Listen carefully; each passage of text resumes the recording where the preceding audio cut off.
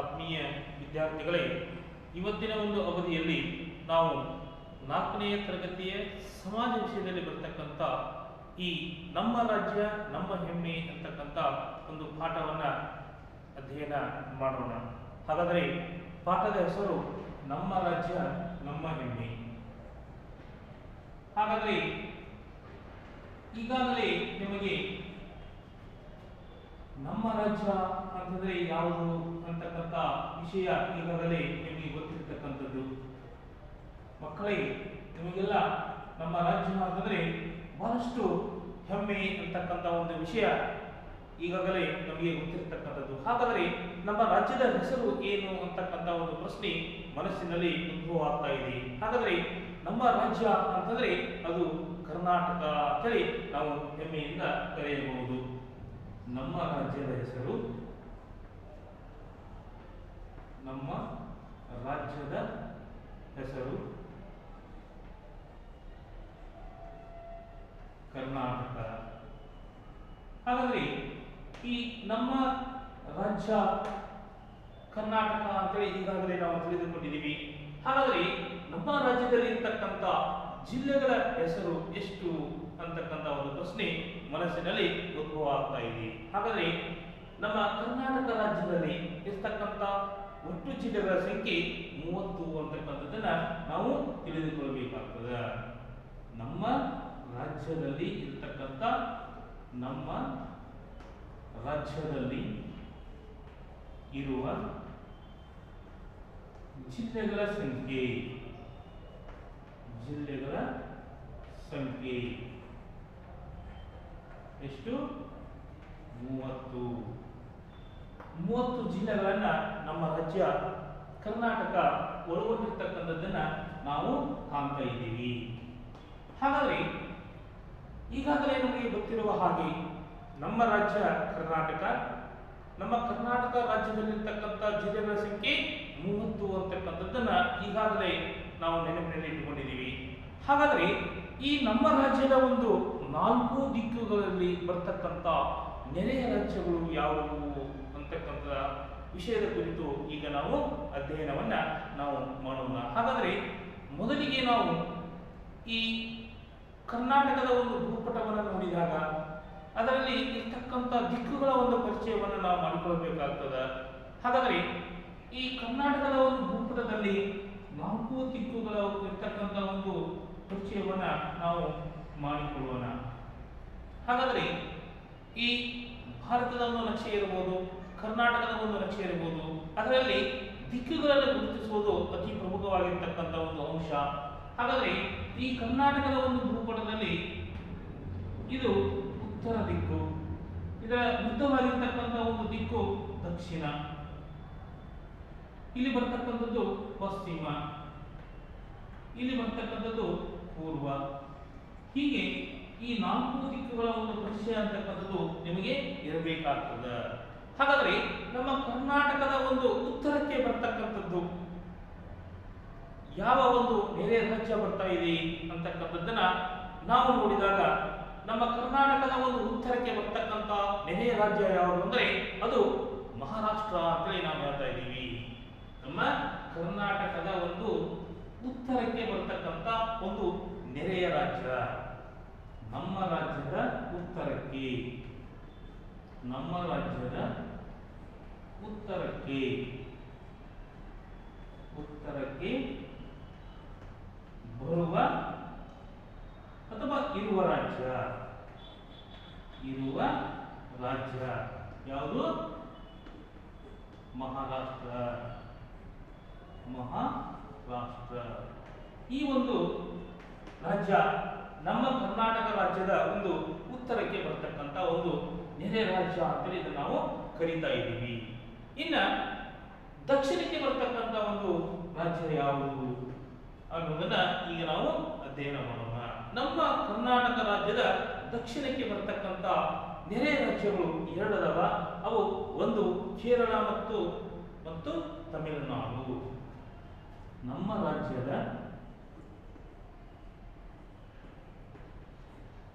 ದಕ್ಷಿಣಕ್ಕೆ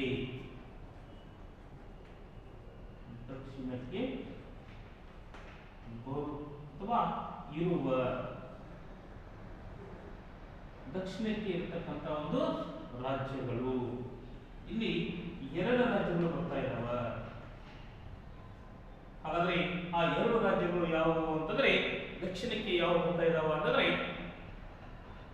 ಕೇರಳ ಮತ್ತು ತಮಿಳುನಾಡು. ದಕ್ಷಿಣಕ್ಕೆ ಕೇರಳ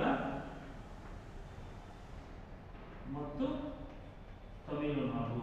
ಈ ಎರಡು ರಾಜ್ಯಗಳು ನಮ್ಮ ರಾಜ್ಯದ ಒಂದು ದಕ್ಷಿಣ ಭಾಗಕ್ಕೆ ಇವು ಬರ್ತಾ ಇರತಕ್ಕಂಥದ್ದನ್ನ ನಾವು ಕಾಣ್ತಾ ಇದ್ದೀವಿ. ಇನ್ನ ನಮ್ಮ ರಾಜ್ಯದ ಪಶ್ಚಿಮಕ್ಕೆ ಬರ್ತಕ್ಕಂಥ ನೆರೆ ರಾಜ್ಯ ಯಾವುದು ಅಂತಕ್ಕಂಥದ್ದನ್ನ ನಾವು ನೋಡಿದಾಗ ನಮ್ಮ ರಾಜ್ಯದ ಒಂದು ಪಶ್ಚಿಮಕ್ಕೆ ಒಂದು ಚಿಕ್ಕದಾಗಿರ್ತಕ್ಕಂಥ ಒಂದು ರಾಜ್ಯ ಬರ್ತಾ ಇದೆ. ಅದು ಯಾವುದು ಅಂತಂದ್ರೆ ಅದು ಗೋವಾ ಅಂತೇಳಿ ನಾವು ಕರೀತಾ ಇದ್ದೀವಿ. ನಮ್ಮ ರಾಜ್ಯದ ಪಶ್ಚಿಮಕ್ಕೆ, ನಮ್ಮ ರಾಜ್ಯದ ಪಶ್ಚಿಮಕ್ಕೆ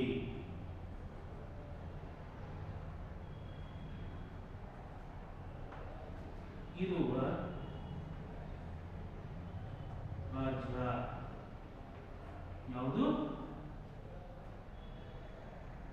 ಗೋವಾ ಅಂತಕ್ಕಂಥ ಒಂದು ಚಿಕ್ಕ ರಾಜ್ಯ ನಮ್ಮ ರಾಜ್ಯದ ಒಂದು ಪಶ್ಚಿಮಕ್ಕೆ ಇರ್ತಕ್ಕಂಥ ಒಂದು ರಾಜ್ಯ ಅದಾಗಿರ್ತಕ್ಕಂಥದ್ದು. ಹೆಸರು ಗೋವಾ ಅಂತೇಳಿ ನಾವು ಕರೀತಾ ಇದ್ದೀವಿ. ಹಾಗಾದ್ರೆ ಈಗಾಗಲೇ ನಮ್ಮ ರಾಜ್ಯದ ಒಂದು ಉತ್ತರಕ್ಕೆ ಇರ್ತಕ್ಕಂಥ ಒಂದು ರಾಜ್ಯವನ್ನು ನಾವು ನೋಡಿದ್ವಿ, ಮಹಾರಾಷ್ಟ್ರ ಅಂತ ನಾವು ಕರಿತಾ ಇದೀವಿ.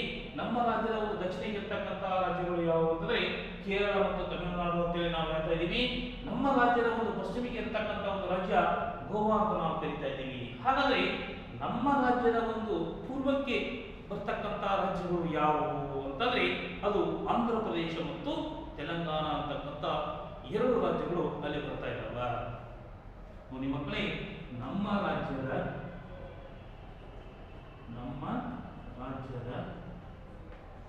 ಪೂರ್ವಕ್ಕೆ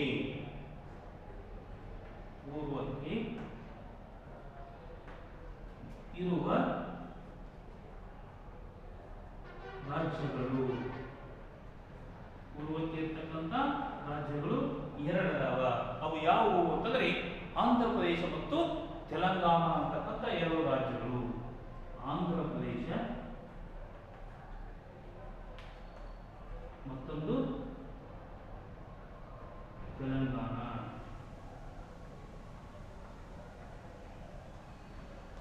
ಹೀಗೆ ನಮ್ಮ ಕರ್ನಾಟಕ ರಾಜ್ಯದ ನಾಲ್ಕು ದಿಕ್ಕುಗಳಲ್ಲಿ ಇರ್ತಕ್ಕಂಥ ರಾಜ್ಯದ ಒಂದು ಪರಿಚಯವನ್ನ ನಾವು ಈಗ ಮಾಡಿಕೊಂಡಿವಿ. ಮತ್ತೊಂದು ಸಲ ಈ ಒಂದು ರಾಜ್ಯಗಳ ಒಂದು ಪರಿಚಯವನ್ನ ನಾವು ಪುನರಾವಲೋಕನ ಮಾಡಿಕೊಳ್ಳೋಣ. ಈಗಾಗಲೇ ನಿಮಗೆ ಗೊತ್ತಿರುವ ಹಾಗೆ ನಮ್ಮ ರಾಜ್ಯದ ಹೆಸರು ಕರ್ನಾಟಕ ಅಂತಕ್ಕಂಥದ್ದು ನಿಮಗೆ ಈಗಾಗಲೇ ಗೊತ್ತಿರತಕ್ಕಂಥದ್ದು. ನಮ್ಮ ಕರ್ನಾಟಕ ರಾಜ್ಯದಲ್ಲಿರ್ತಕ್ಕಂಥ ಜಿಲ್ಲೆಗಳ ಸಂಖ್ಯೆ 30. ನಮ್ಮ ರಾಜ್ಯದ ಉತ್ತರಕ್ಕೆ ಇರ್ತಕ್ಕಂಥ ಒಂದು ರಾಜ್ಯ ಮಹಾರಾಷ್ಟ್ರ ಅಂತ ನಾವು ಕರಿತಾ ಇದ್ದೀವಿ. ನಮ್ಮ ರಾಜ್ಯದ ಒಂದು ದಕ್ಷಿಣಕ್ಕೆ ಇರ್ತಕ್ಕಂಥ ಒಂದು ರಾಜ್ಯಗಳು ಕೇರಳ ಮತ್ತು ತಮಿಳುನಾಡು ಅಂತಕ್ಕಂಥ ಎರಡು ರಾಜ್ಯಗಳು ಬರ್ತಾ ಇದ್ದಾವೆ. ನಮ್ಮ ರಾಜ್ಯದ ಪಶ್ಚಿಮಕ್ಕೆ ಇರ್ತಕ್ಕಂಥ ಒಂದು ರಾಜ್ಯ ಅದು ಗೋವಾ ಅಂತೇಳಿ ನಾವು ಹೇಳ್ತಾ ಇದ್ದೀವಿ. ನಮ್ಮ ರಾಜ್ಯದ ಒಂದು ಪೂರ್ವಕ್ಕೆ ಇರ್ತಕ್ಕಂಥ ರಾಜ್ಯಗಳು ಆಂಧ್ರ ಪ್ರದೇಶ ಮತ್ತು ತೆಲಂಗಾಣ ಅಂತಕ್ಕಂಥ ಎರಡು ರಾಜ್ಯಗಳು ಇಲ್ಲಿ ಇರ್ತಾ ಇರತಕ್ಕಂಥದ್ದನ್ನ ನಾವು ನೋಡ್ತಾ ಇದ್ದೀವಿ. ಹಾಗಾದರೆ ಇದಕ್ಕಿಂತ ಹಿಂದಿನ ಒಂದು ಅವಧಿಯಲ್ಲಿ ನಾವು ನಮ್ಮ ಕರ್ನಾಟಕ ರಾಜ್ಯದ 4 ಸ್ವಾಭಾವಿಕ ವಿಭಾಗಗಳ ಕುರಿತು ಅಧ್ಯಯನವನ್ನು ಮಾಡ್ತಾ ಇದ್ದೀವಿ. ಇದಕ್ಕಿಂತ ಹಿಂದಿನ ಒಂದು ಅವಧಿಯಲ್ಲಿ ನಾವು ನಮ್ಮ ಕರ್ನಾಟಕ ರಾಜ್ಯದ 4 ಸ್ವಾಭಾವಿಕ ವಿಭಾಗಗಳ ಒಂದು ಪರಿಚಯವನ್ನ ನಾವು ಮಾಡಿಕೊಳ್ತಾ ಇದ್ದೀವಿ. ಅದರಲ್ಲಿ ಮೊದಲನೇದಾಗಿ ಬರ್ತಕ್ಕಂಥದ್ದು ಪಶ್ಚಿಮದ ಒಂದು ತೀರ ಪ್ರದೇಶದ ಕುರಿತು ಹಿಂದಿನ ಅವಧಿಯಲ್ಲಿ ನಾವು ಅಧ್ಯಯನವನ್ನ ಮಾಡಿದ್ದೀವಿ. ಅದಕ್ಕೆ ಇರ್ತಕ್ಕಂಥ ಮತ್ತೊಂದು ಹೆಸರು ಅಂತಂದ್ರೆ ಕರಾವಳಿ ಪ್ರದೇಶ ಅಂತೇಳಿ ನಾವು ಕರಿತಾ ಇದ್ದೀವಿ. ಇನ್ನ ಅದರಲ್ಲಿ ಎರಡನೇದಾಗಿ ಬರ್ತಕ್ಕಂಥದ್ದು ಮತ್ತೊಂದು ಯಾವುದು ಅಂತಂದ್ರೆ ಅದು ಮಲೆನಾಡು ಪ್ರದೇಶ ಅಂತೇಳಿ ಅದನ್ನು ಕರಿತಾ ಇದ್ದಾರೆ. ಇನ್ನು ಮೂರನೇದಾಗಿ ಬರ್ತಕ್ಕಂಥದ್ದು ಉತ್ತರದ ಮೈದಾನ ಪ್ರದೇಶ, ನಾಲ್ಕನೇದಾಗಿ ಬರ್ತಕ್ಕಂಥದ್ದು ದಕ್ಷಿಣದ ಮೈದಾನ ಪ್ರದೇಶ ಅಂತೇಳಿ 4 ವಿಭಾಗಗಳನ್ನಾಗಿ ಮಾಡಿರ್ತಕ್ಕಂಥದ್ದು ನಾವು ಕಾಣ್ತಾ ಇದ್ದೀವಿ. ಹಾಗಾದರೆ ಮಕ್ಕಳೇ, ಆ ನಮ್ಮ ಕರ್ನಾಟಕ ರಾಜ್ಯದಲ್ಲಿರ್ತಕ್ಕಂಥ 4 ಪ್ರಮುಖವಾಗಿರ್ತಕ್ಕಂಥ ಮುಖ್ಯವಾಗಿರ್ತಕ್ಕಂಥ ಈ ಸ್ವಾಭಾವಿಕ ವಿಭಾಗಗಳ ಒಂದು ಪರಿಚಯವನ್ನ ನಾವು ಈಗ ಮಾಡಿಕೊಳ್ಳೋಣ. ಅದರಲ್ಲಿ ಮೊದಲನೇದಾಗಿ ಬರ್ತಕ್ಕಂಥದ್ದು ಪಶ್ಚಿಮದ ತೀರ ಪ್ರದೇಶ. 4 ಸ್ವಾಭಾವಿಕ ವಿಭಾಗಗಳು. 4 ಸ್ವಾಭಾವಿಕ ವಿಭಾಗಗಳು. ಸ್ವಾಭಾವಿಕ ವಿಭಾಗಗಳು. ಅದರಲ್ಲಿ ಮೊದಲನೇದಾಗಿ ಬರ್ತಕ್ಕಂಥದ್ದು ಈಗಾಗಲೇ ನಾವು ಅಧ್ಯಯನ ಮಾಡಿರ್ತಕ್ಕಂಥದ್ದು ಪಶ್ಚಿಮದ ತೀರ ಪ್ರದೇಶ. ಪಶ್ಚಿಮದ ತೀರ ಪ್ರದೇಶ. ಇದರ ಕುರಿತು ಈಗಾಗಲೇ ನಾವು ಕಳೆದ ಅವಧಿಯಲ್ಲಿ ಅಧ್ಯಯನವನ್ನ ಮಾಡಿದ್ದೀವಿ. 7ನೇ ಸ್ಥಾನವನ್ನು ಪಡೆದುಕೊಂಡಿರ್ತಕ್ಕಂಥದ್ದು ಮಲೆನಾಡು ಪ್ರದೇಶ ಅಂತ ಕರೀತಾ ಇದ್ದಾರೆ. ಮಲೆನಾಡು ಪ್ರದೇಶ.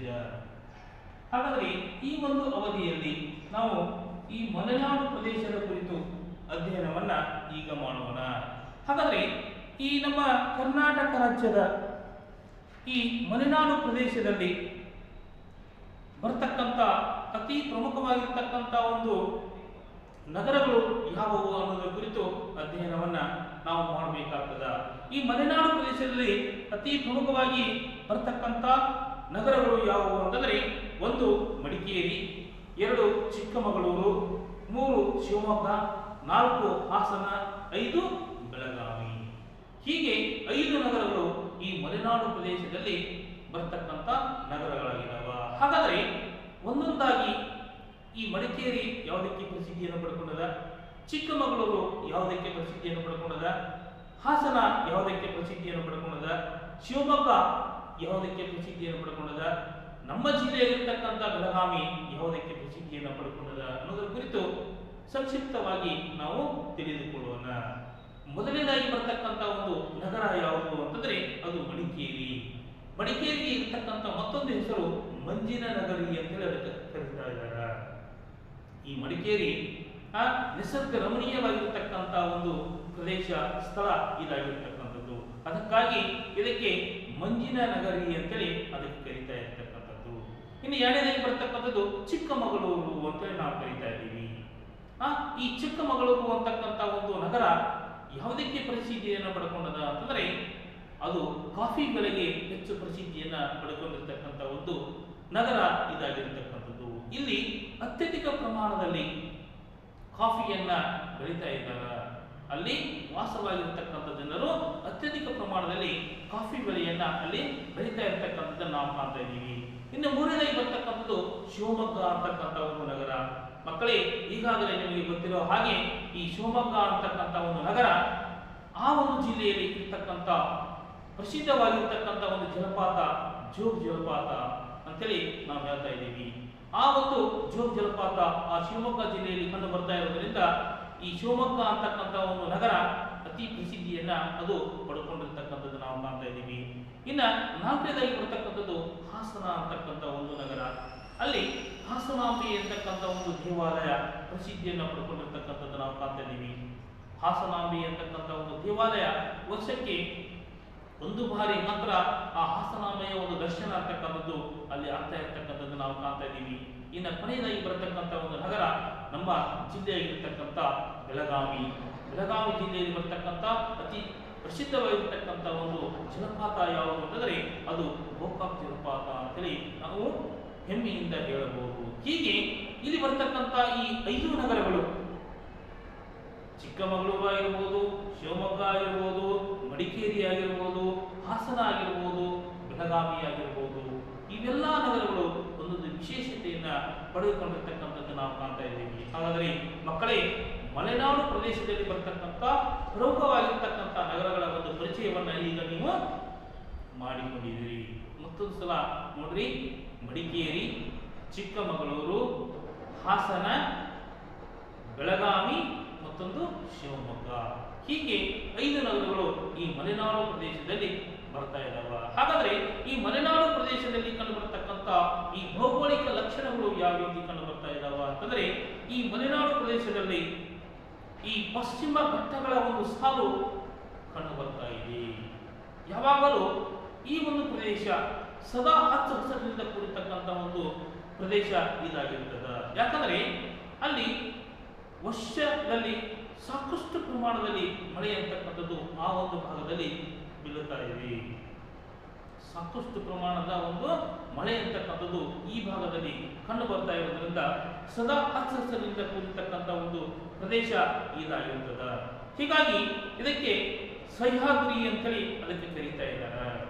ನೋಡಿ ಮಕ್ಕಳೇ, ಸದಾ ಹಚ್ಚಹಸಿರಿನಿಂದ ಕೂಡಿರ್ತಕ್ಕಂಥ ಒಂದು ಅರಣ್ಯ ಪ್ರದೇಶ ಈ ಒಂದು ಭಾಗದಲ್ಲಿ ಕಂಡು ಬರ್ತಾ ಇರುವುದರಿಂದ ಅದಕ್ಕೆ ಸಹ್ಯಾದ್ರಿ ಅಂತೇಳಿ ಕರೀತಾ ಇದ್ದಾರೆ.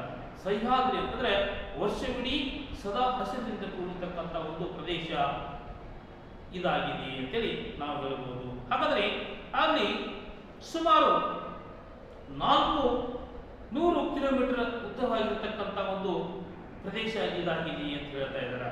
ಸುಮಾರು 400 ಕಿಲೋಮೀಟರ್ ಉದ್ದವಾಗಿರತಕ್ಕಂಥ ಒಂದು ಪ್ರದೇಶ ಈ ಮಲೆನಾಡು ಪ್ರದೇಶ ಅಂತೇಳಿ ಹೇಳ್ತಾ ಇದ್ದಾರೆ. ಯಾವಾಗಲೂ ಈ ಒಂದು ಪ್ರದೇಶ ವರ್ಷವಿಡೀ ಸದಾ ಹಚ್ಚಹಸಿರಿನಿಂದ ಸಮೃದ್ಧವಾಗಿರ್ತಕ್ಕಂಥ ಅನೇಕ ಬೆಲೆ ಬಾಳ್ತಕ್ಕಂಥ ಒಂದು ಗಿಡ ಮರಗಳು ಈ ಅರಣ್ಯ ಭಾಗದಲ್ಲಿ ಕಂಡು ಬರ್ತಾ ಇದ್ದಾವೆ. ಹೀಗಾಗಿ ಈ ಒಂದು ಪ್ರದೇಶ ಅಂತಂದ್ರೆ ಈ ಮಲೆನಾಡು ಪ್ರದೇಶ ಅಂತ ನಾವೇನು ಕರಿತಾ ಇದ್ದೀವಿ, ಈ ಒಂದು ಭಾಗಕ್ಕೆ ಒಂದು ಹೆಚ್ಚಿನ ಒಂದು ಬೆಲೆ ಅಂತಕ್ಕಂಥದ್ದು ಇರ್ತಾ ಇರ್ತಕ್ಕಂಥದ್ದು ನಾವು ಕಾಣ್ತಾ ಇದ್ದೀವಿ. ಯಾಕಂದ್ರೆ ಅಲ್ಲಿ ಇರ್ತಕ್ಕಂಥ ಈ ಅರಣ್ಯಗಳಲ್ಲಿ ಅನೇಕ ಗಿಡ ಮರಗಳು ಅಲ್ಲಿ ಬೆಳೀತಾ ಇರ್ತಕ್ಕಂಥದ್ದು ನಾವು ಕಾಣ್ತಾ ಇದ್ದೀವಿ. ಸಾಕಷ್ಟು ಗಿಡ ಮರಗಳು ಸೊಂಪಾಗಿ ಯಾವುದೇ ಒಂದು ಮಾನವನ ಒಂದು ಪ್ರವೇಶ ಇಲ್ಲದೆ ಇರತಕ್ಕಂಥ ಒಂದು ಪ್ರದೇಶ ಇದಾಗಿರುವುದರಿಂದ ದಟ್ಟವಾಗಿರ್ತಕ್ಕಂಥ ಒಂದು ಅರಣ್ಯ ಪ್ರದೇಶವನ್ನ ಈ ಮಲೆನಾಡು ಪ್ರದೇಶ ಅಂತಕ್ಕಂಥದ್ದು ಒಳಗೊಂಡಿರ್ತಕ್ಕಂಥದ್ದು ಒಂದು ಹೆಮ್ಮೆಯ ಸಂಗತಿ ಅಂತೇಳಿ ನಾವು ಹೇಳಬಹುದು. ಹಾಗಾದ್ರೆ ಇಲ್ಲಿ ಇರ್ತಕ್ಕಂಥ ಒಂದು ವಾಯುಗುಣ ಮತ್ತು ಸಸ್ಯವರ್ಗದ ಬಗ್ಗೆ ನಾವು ತಿಳಿದುಕೊಳ್ಳಬೇಕಾದ್ರೆ ಇಲ್ಲಿ ಅಧಿಕವಾಗಿರ್ತಕ್ಕಂಥ ಒಂದು ಮಳೆ ಅಂತಕ್ಕಂಥದ್ದು ಬೀಳ್ತಾ ಇದೆ ಅಂತೇಳಿ ಈಗಾಗಲೇ ನಾನು ನಿಮಗೆ ಹೇಳಿದ್ದೀನಿ. ಯಾಕಂದ್ರೆ ದಟ್ಟವಾಗಿರ್ತಕ್ಕಂಥ ಅರಣ್ಯ ಪ್ರದೇಶವನ್ನ ಈ ಮಲೆನಾಡು ಪ್ರದೇಶ ಒಳಗೊಂಡಿರುವುದರಿಂದ ಅಲ್ಲಿ ಯಾವಾಗಲೂ ಅಧಿಕ ಮಳೆ ಅಂತಕ್ಕಂಥದ್ದು ಆ ಭಾಗದಲ್ಲಿ ಬೀಳ್ತಾ ಇರ್ತಕ್ಕಂಥದ್ದು ನಾವು ಕಾಣ್ತಾ ಇದ್ದೀವಿ. ಈ ಪಶ್ಚಿಮದ ಒಂದು ಈ ಘಟ್ಟ ಪ್ರದೇಶ ಅಂತ ನಾವು ಏನು ಕರಿತಾ ಇದ್ದೀವಿ, ಅದು ಯಾವಾಗಲೂ ಸದಾ ಹಸಿರಿನಿಂದ ಕೂಡಿರ್ತಕ್ಕಂಥ ಒಂದು ಪ್ರದೇಶ ಅದಾಗಿರ್ತಕ್ಕಂಥದ್ದು ನಾವು ಕಾಣ್ತಾ ಇದ್ದೀವಿ. ಅಲ್ಲಿ ಯಾವ ಯಾವ ಗಿಡಮರಗಳು ಬೆಳೀತಾ ಇದ್ದಾವ ಅಂತಂದ್ರೆ ಅಲ್ಲಿ ಸಾಕಷ್ಟು ಗಿಡಮರಗಳು ಅಂತಕ್ಕಂಥವು ಬೆಳೆಯತಕ್ಕಂಥ ಮರಗಳು ಆ ಒಂದು ಭಾಗದಲ್ಲಿ ಕಂಡು ಬರ್ತಾ ಇದ್ದಾವ. ಅಲ್ಲಿ ಯಾವ್ಯಾವ ಗಿಡಮರಗಳು ಬೆಳೀತಾ ಇದ್ದಾವ ಅಂದ್ರೆ ಅಲ್ಲಿ ಹಲಸು ಅಂತಕ್ಕಂಥ ಒಂದು ಮರ ಬೆಳೀತಾ ಇದೆ, ಜೊತೆಗೆ ಹೆಬ್ಬೆಲಸುವಂತಕ್ಕಂಥ ಒಂದು ಮರ ಬೆಳೀತಾ ಇದೆ, ಶ್ರೀಗಂಧ ಅಂತಕ್ಕಂಥ ಒಂದು ಮರ ಬೆಳೀತಾ ಇದೆ, ಜೊತೆಗೆ ಹೊನ್ನೆ, ಗುರುಗ ಅಂತಕ್ಕಂಥ ಬೀಟೆ, ಹೀಗೆ ಹಲವಾರು ಜಾತಿಗೆ ಸೇರಿರ್ತಕ್ಕಂಥ ಒಂದು ಮರಗಳು ಆ ಭಾಗದಲ್ಲಿ ಕಂಡು ಬರ್ತಾ ಇದ್ದಾವೆ.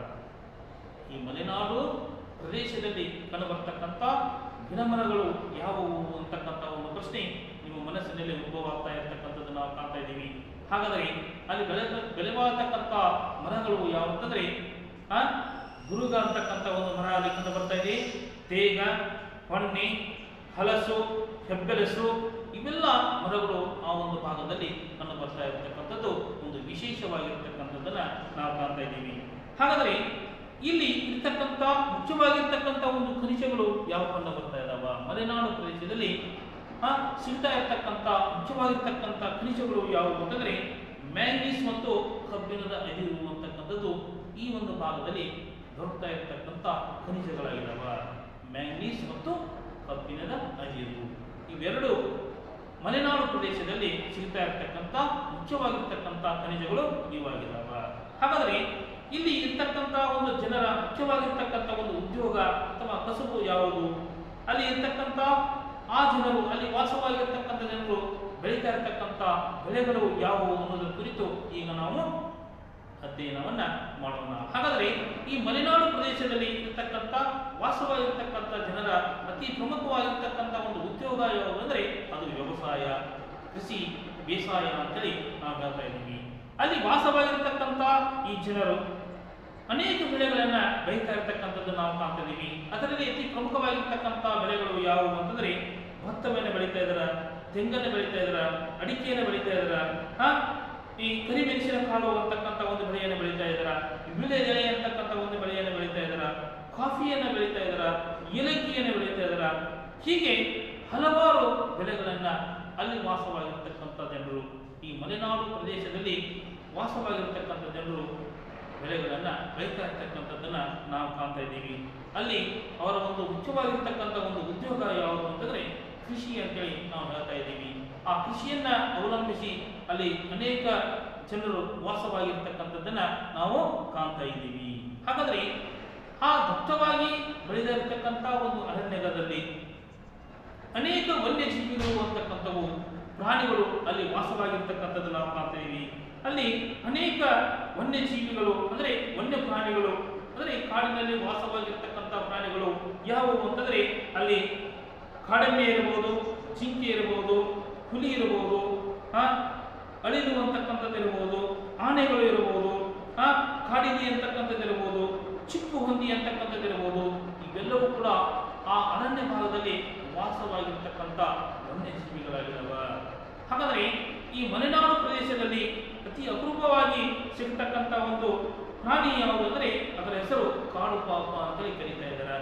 ಈ ಕಾಡು ಪಾಪ ಅಂತಕ್ಕಂಥ ಒಂದು ಪ್ರಾಣಿ ಆ ಒಂದು ಮಲೆನಾಡು ಪ್ರದೇಶದಲ್ಲಿ ನಮಗೆ ಕಾಣಿಸಿರ್ತಕ್ಕಂಥ ಒಂದು ಅಪರೂಪದ ಒಂದು ಪ್ರಾಣಿ ಅಂತೇಳಿ ಇದಕ್ಕೆ ಕರೀತಾ ಇದ್ದಾರೆ. ಹೀಗೆ ಈ ಮಲೆನಾಡು ಪ್ರದೇಶ ಅಂತಕ್ಕಂಥದ್ದು ಸಾಕಷ್ಟು ವೈವಿಧ್ಯತೆಯಿಂದ ಕೂಡಿರ್ತಕ್ಕಂಥದ್ದನ್ನು ನಾವು ಕಾಣ್ತಾ ಇದ್ದೀವಿ. ಹಾಗಾದರೆ ಮಕ್ಕಳೇ, ಈ ಒಂದು ಅವಧಿಯಲ್ಲಿ ನಿಮಗೆ ಮನೆಗೆಲಸ ಅಂತಂದರೆ ಏನು ಅಂತಂದರೆ ಈ ಮಲೆನಾಡು ಪ್ರದೇಶದಲ್ಲಿ ಇರ್ತಕ್ಕಂಥ ಬೆಳೀತಾ ಇರ್ತಕ್ಕಂಥ ಪ್ರಮುಖವಾಗಿರ್ತಕ್ಕಂಥ ಮರಗಳ ಹೆಸರುಗಳನ್ನು ನೀವು ಪಟ್ಟಿ ಮಾಡಬೇಕು. ಈ ಮಲೆನಾಡು ಪ್ರದೇಶದಲ್ಲಿ ವಾಸವಾಗಿರ್ತಕ್ಕಂಥ ಜನರು ಬೆಳೀತಾ ಇರತಕ್ಕಂಥ ಪ್ರಮುಖವಾಗಿರ್ತಕ್ಕಂಥ ಬೆಳೆಗಳ ಹೆಸರುಗಳನ್ನು ನೀವು ಪಟ್ಟಿ ಮಾಡಬೇಕು.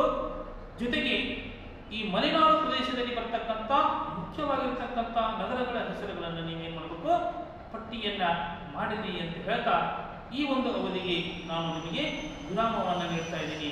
ಎಲ್ಲರಿಗೂ ಧನ್ಯವಾದಗಳು.